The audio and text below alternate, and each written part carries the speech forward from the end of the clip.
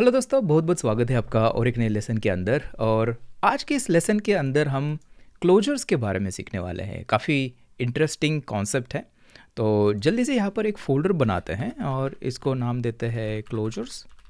ठीक है। तो जावास्क्रिप्ट के अंदर जो क्लोजर्स है ना, वैसे ही ये काम करता है।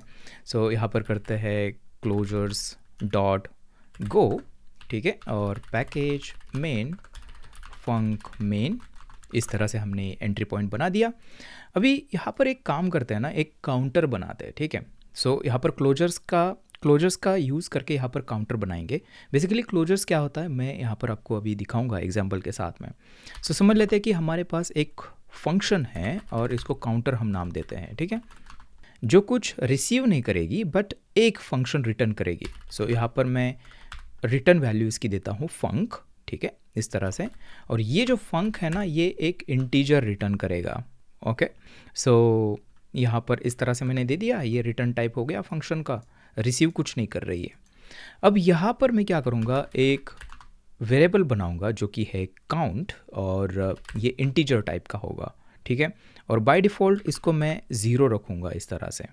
अभी यहाँ पर ये जो काउंटर है, ये एक फंक्शन, मैं चाहता हूँ कि यहाँ पर एक काउंट को इंक्रीमेंट करने के लिए एक फंक्शन मुझे रिटर्न करनी है, ताकि बाद में उसको कॉल करके ये वाला जो काउंट है ना, उसको इंक्रीमेंट किया जाए। सो यहाँ पर मैं क्या करूँगा, एक फंक्शन रिटर्न करूँगा। तो गो के अंदर एनोनिमस फंक्शंस हम बना सकते हैं। तो यहाँ से एक एनोनिमस फंक्शन हम रिटर्न करेंगे।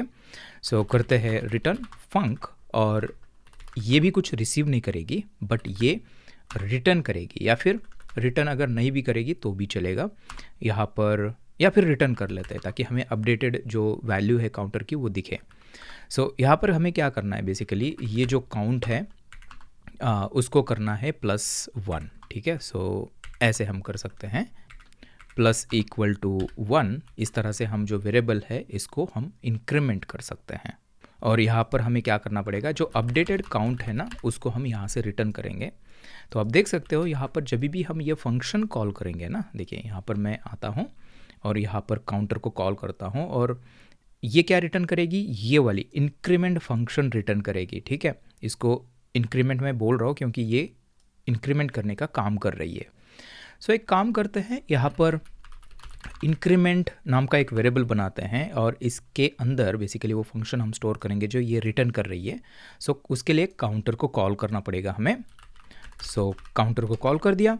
अभी ये जो इंक्रीमेंट है ना, ये एक फंक्शन है। ये जैसे ही कॉल करेंगे तो हमारी वैल्यू जो है 1 से इंक्रीमेंट होने वाली है, और वही फंक्शन हमें क्या करेगी, जो अपडेटेड काउंट है वो यहाँ पर रिटर्न करेगी। सो अब क्या कर सकते हैं हम, यहाँ पर fmt प्रिंट लाइन, और इसके अंदर मैं इंक्रीमेंट को कॉल करूँगा। ठीक है। जैसे ही इसको कॉल करते हैं तो ये रिटर्न अपडेटेड काउंट करेगा, तो वो यहाँ पर प्रिंट हो जाएगा। देखिए, इसको सेव करते हैं और इसको एक बार रन करते हैं। सो गो रन 14, ये क्लोजर डॉट गो, ऐसे करते हैं तो आपको 1 दिखेगा। ठीक है। अगर इसको और एक बार कॉल करते हैं तो यहाँ पर हमें 2 दिखना चाहिए। देखिए, यहाँ पर 2 दिखना चाहिए। सो दोस्तों, ये जो सारी चीज़ें हैं ना, ये पॉसिबल हो पा रही है क्लोजर्स की वजह से।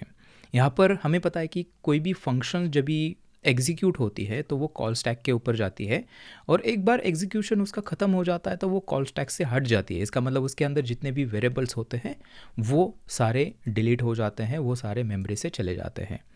लेकिन यहाँ पर इस केस के अंदर आप देख सकते हो कि जब भी हम इस फंक्शन को कॉल कर रहे हैं, राइट, यहाँ पर, तो ये फंक्शन हमारी रिटर्न हो रही है।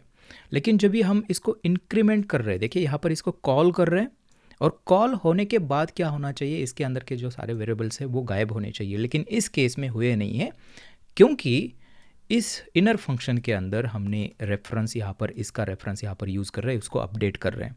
इसका मतलब क्लोजर के अंदर क्या होता है कि किसी फंक्शन के अंदर अगर आपका कोई वेरिएबल यूज़ हो रहा है जो कि आउटर स्कोप का है, यहाँ पर इसका जो आउटर स्कोप है ये वाला है, वो अगर यूज़ हो रहा है तो उस फंक्शन के अंदर वो हमेशा अवेलेबल रहेगा।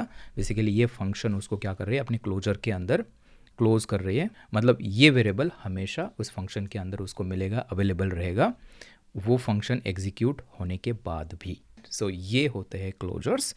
जावास्क्रिप्ट के अंदर भी ये वाली कॉन्सेप्ट है, बिल्कुल सेम तरीके से ये काम करते हैं। यहाँ पर आप देख सकते हो सेम तरीके से गो के अंदर भी हम इम्प्लीमेंट कर सकते हैं। तो मैं उम्मीद करता हूँ कि आपको क्लोजर्स के बारे में समझ में आया है। तो आज के वीडियो के लिए इतना ही, और मैं आपसे मिलता हूँ एक नए लेसन के अंदर। तब तक के लिए हैप्पी कोडिंग।